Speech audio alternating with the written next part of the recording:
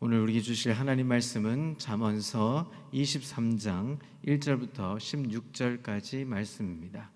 구약성경 잠언서 23장 1절부터 6절까지 말씀입니다. 1절부터 15절은 제가 읽고 마지막 16절은 합독하겠습니다.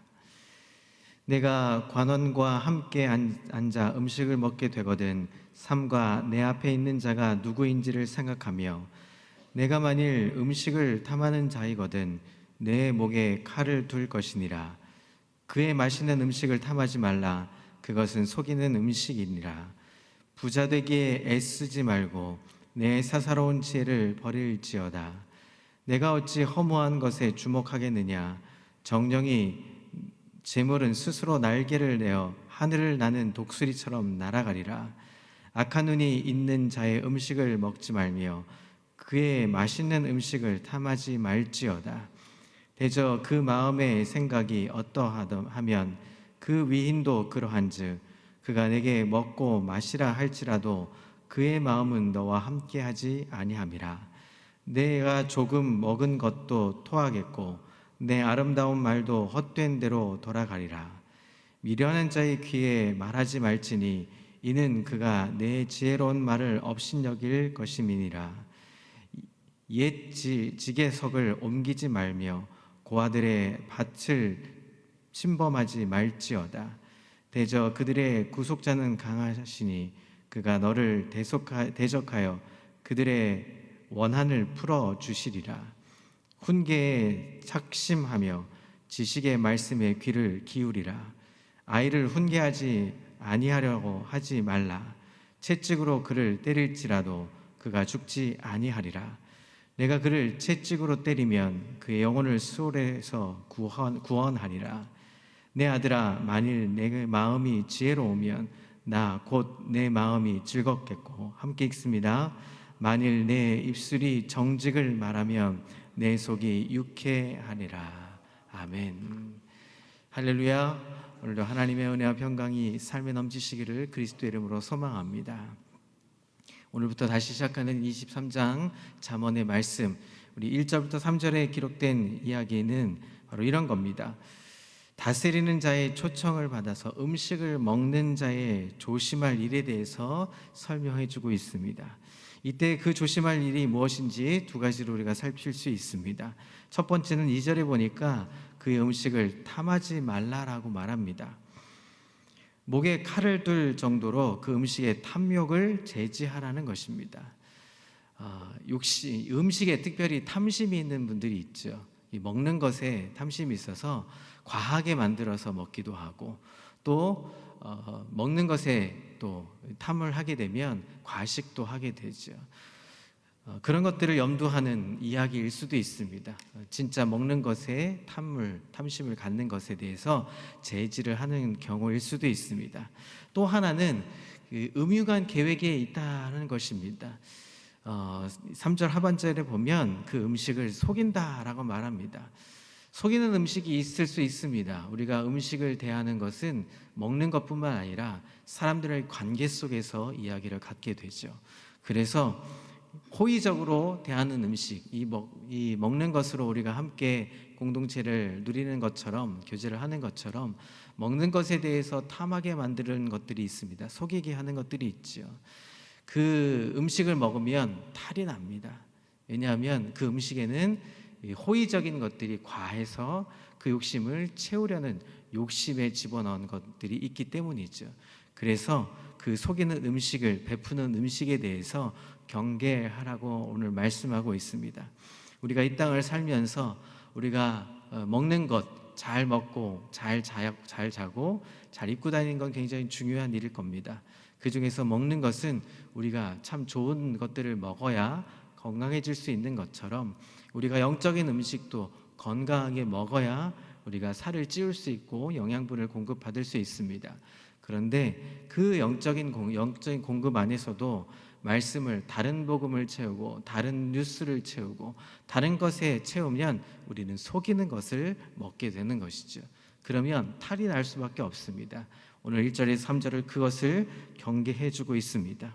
우리가 살면서 온전한 것들, 하나님 말씀과 더불어서 건강한 음식 먹고 하나님의 은혜를 누리며 살 수 있기를 소망합니다. 4절과 5절에 보면 사람들이 인간적인 지혜로 하나님을 제외하고 재물을 탐하는 데에서 경계하고 있습니다. 재물을 탐하지 말아야 된다는 이 사상은 우리 성경의 가르침 외에도 여러 다른 종교에서도 많은 것들을 가르칩니다. 그런데 그 다른 종교의 교훈과 다른 우리 성경의 말씀이 다른 이유는 이런 겁니다. 성경 말씀은 하나님을 섬기기 위해서 재물을 사랑하지 말라 하는 것입니다. 하나님을 제일 사랑하기 위해서 그 재물을 탐하지 말고 하나님을 사랑하라 할 때 쓰는 교훈인 것입니다. 그래서 이 교도의 다른 종교와 우리는 다른 차원이 있는 것이죠. 디모데전서에 보면 돈을 사랑함이 일만하게 악의 뿌리라라고 경계하고 있습니다. 필요한 경우는 우리가 쓸 수 있죠. 필요한 것들을 먹기 위해서 우리는 돈을 벌고 그 돈을 잘 가치 있게 써야 합니다. 그러나 그 돈을 넘어서서 다른 것에 탐하게 되는 것들이 있게 되는 것이죠.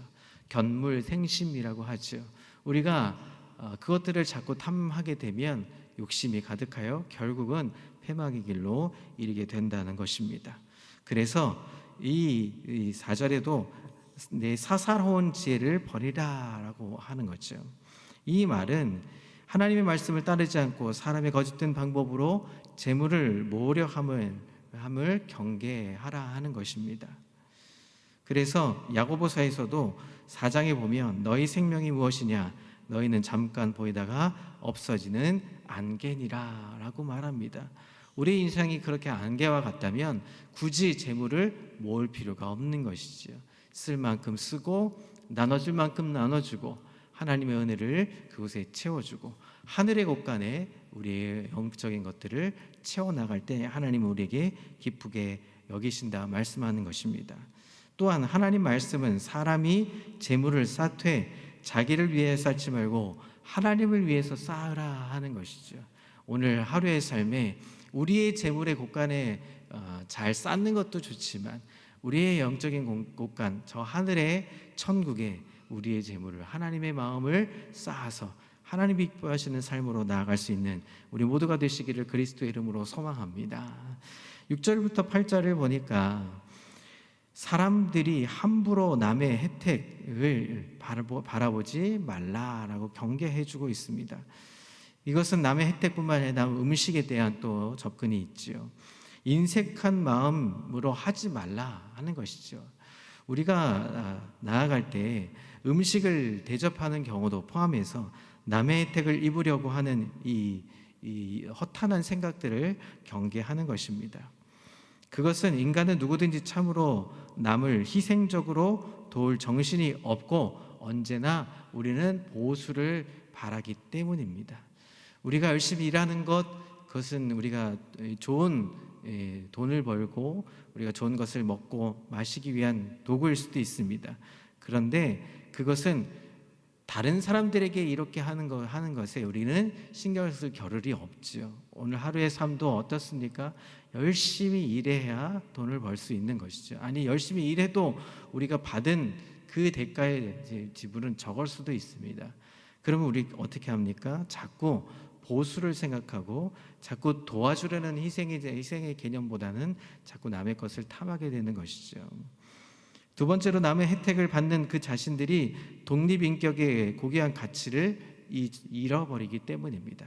정말 그 도우려는 의도가 무엇인지 그런 모든 사사로운 것들을 버리라, 사사로운 지혜들을 버리라 라고 말하고 있습니다.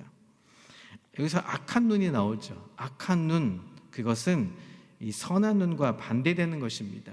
너그러운 마음의 소유자와 반대되는 인색한 자를 표현해주고 있는 것입니다.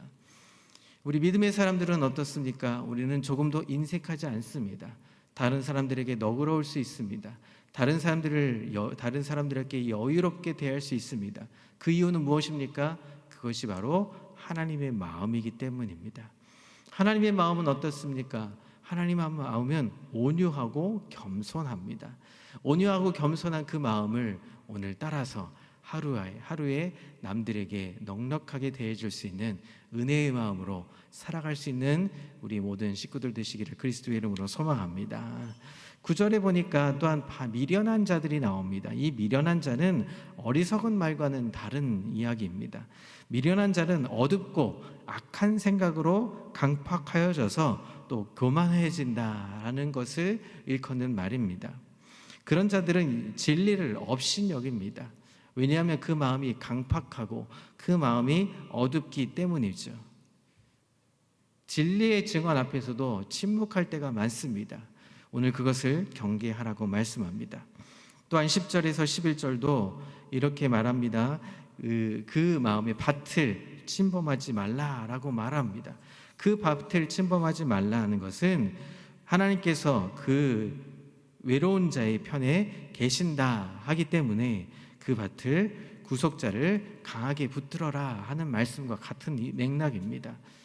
왜냐하면 하나님은 전능하시고 그 전능자의 하나님이 우리의 편이 되어주시기 때문입니다. 그래서 우리는 이 땅에 부끄럽지 않게 살게 되는 것이죠.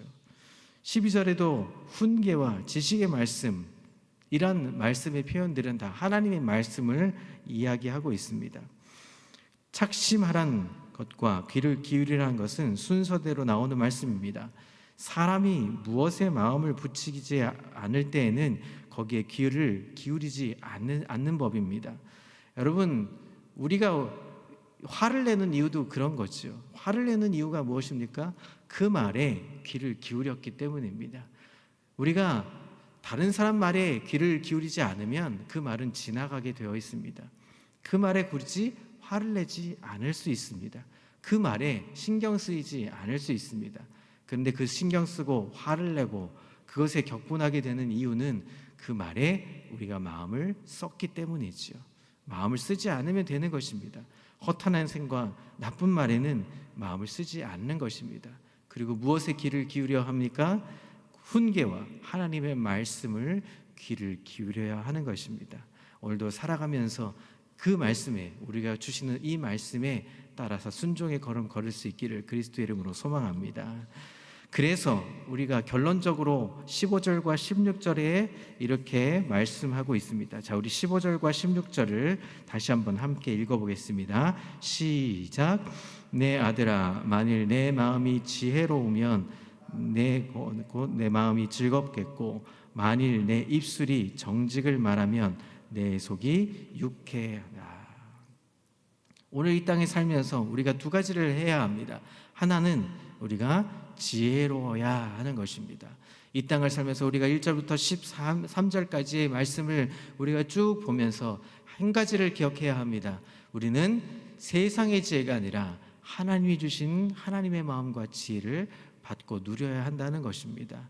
우리의 생각 속에서 허탄한 생각이 있거든, 우리가 허탄한 마음이 있거든, 그리고 욕심을 채우려 하는 탐심이 있거든, 그것을 버리고 하나님의 지혜를 구하는 자들이 되어야 한다는 것입니다.